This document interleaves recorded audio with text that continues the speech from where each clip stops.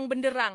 Pembuat gaduh juga sudah nyata, namun tidak juga dipenjara. Apakah negara memaklumi penjahat asalkan anak buah Jokowi?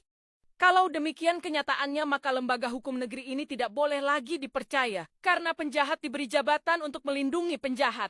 Kemudian rakyat diberi tontonan vulgar dusta penjahat, berkedok penegak hukum, berupa pengkhianatan dan kemunafikan. Yang sama halnya rakyat dipaksa menerima untuk diurus oleh penjahat, didikte oleh penjahat, dan lucunya lagi, semakin menjilat yang namanya Jokowi. Maka tidak peduli dia kriminal akan tetap diberi jabatan komisaris. Di Mahkamah Agung ada ketua peternak pengkhianat, di kepolisian ada kapolrinya yang berkhianat.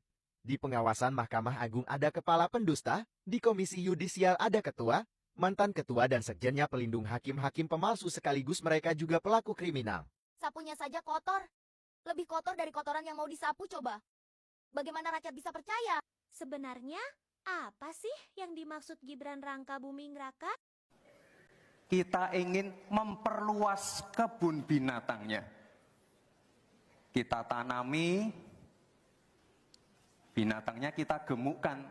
Kontribusi Jokowi yang tidak seimbang dengan hutang menumpuk, koruptor puluhan, ratusan hingga ribuan triliun, kejahatan keadilan yang mengkhianati konstitusi dan lain sebagainya. Satu lagi dia pemelihara mania-mania, bahkan ada yang berjabatan komisaris yang menjadi beban BUMN berikut pembuat gaduh pemecah belah anak bangsa. Apakah kontribusi demikian yang kau maksud, Luhut? Sekarang skripsi, gimana ini Opung tanggapannya? Kita ini jangan sakit jiwa semua, apa yang dibicarakan yang nggak perlu bicara tadi yang inilah. Yang penting mengenai keadaan dunia ini. Apa yang kau fahami dengan arti penting, Luhut? Kalau kepentingan internal dalam negeri saja tidak kau fahami, jangan sok bicara kepentingan dunia. Semua itu dari dalam dulu baru bisa menghadapi luar bodoh. Bual-bual mulu saja kau, Hut. Kelihatannya kontribusi versi Luhut lah yang sakit jiwa. Kemarin nyuruh saya berkantor di Papua, sekarang di IKN, pindah-pindah terus. Mau dipindah-pindah sampai ribuan kali juga bukan hak Gibran berkomentar macam tidak tahu diri gitu.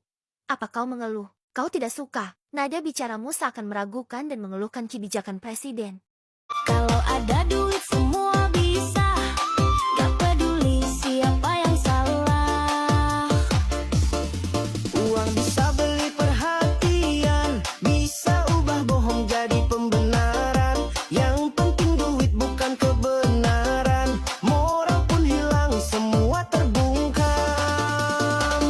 Uang yang berbicara, bukan logika. Yang punya harta dia raja dunia. Suara hati kalah oleh suara rupiah. Begitulah hidup, kenyataan yang parah. Uang yang bicara, semua tunduk. Yang tak berduit, dia nggak buruk. Keadilan pun bisa dibeli.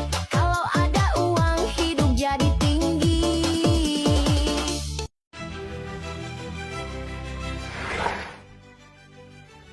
Benar-benar kelakuannya parah si Pupu Papa Samsul ini ya. Sudah dibela-belain jadi mualaf, malah diceraikan istri, punya anak homo, biji tinggal satu, gagal nyapres, duit habis, aduh. Dan anehnya Menkominfo masih mendiamkan masalah ini ya. Katanya masih mendalami, tapi nggak tahu sedalam apa ya. Saya bacain satu lagi ya. Kasihan Om Momo udah lama cerai jadi nggak pernah celup-celup lagi. Tong, pengertian dikit dong, Tong. Waduh.